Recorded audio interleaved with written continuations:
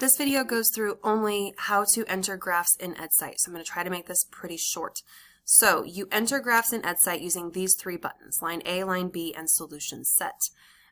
It is important that you're using Google Chrome, not Edge, and it's also important that you're using your mouse or your touch pad on your keyboard.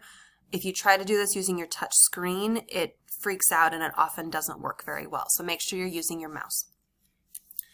Okay, so to graph x is greater than -3, you click line A, because that one's line A, and then we need to move these points to make the line x equals -3.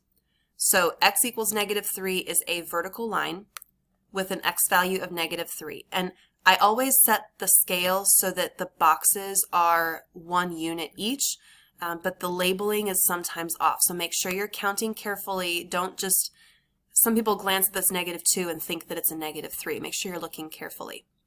Move the second point to create a vertical line. It does not matter if your point is up here or if your point is down here. Quite frankly, it doesn't matter whether that point is specifically at -3 or not, as long as you have created a vertical line. I just like to have one of my points at -3. Now, next to this button, there's two options. These two little radio buttons are going to give you the option for dashed line or solid line. X is greater than -3 would be a dashed line, and it would be shaded to the right. Now, it's very, very helpful on your paper to make a little sketch showing this shaded to the right. And when I say rough sketch, I mean rough sketch. So here's our dashed line, and it's shaded to the right. Okay. Now we're going to look at the second line, line B. So click line B. It'll put a second line on there. This one needs a y-intercept at 2. So grab one of the points and put a y-intercept at 2. And then the other point, we need to create the slope of 1/3. So I move the point until it's right on there and then count up 1, right 3. That will create the slope and that will create the rest of the line. I actually really love graphing in EdCite because it's so quick and easy to get that line drawn. This one also needs to be dashed, so make sure you change it to dashed. And then on my sketch, I would say, let's see, it's right about there, and it would be shaded down.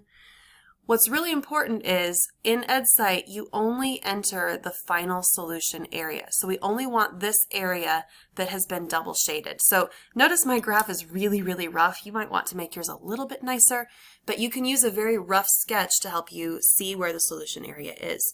You click Solution Set, and then you have the option to click any of these 4 areas. So our graph kind of looks like this, but this is not the correct answer. You only want where it's double shaded. So we only want this lower right area. You only enter the final solution set, not where one of them, not where each of them are shaded. You have to only enter where both of them are shaded. So having a little sketch, even if it's super rough on your paper, is very helpful to help you see where that double shaded area is. Once you have both lines in where you want them, and you can always click back to change them, once you have both lines in where you want them with the correct solid or dashed, and you've clicked your solution set, then the problem is done.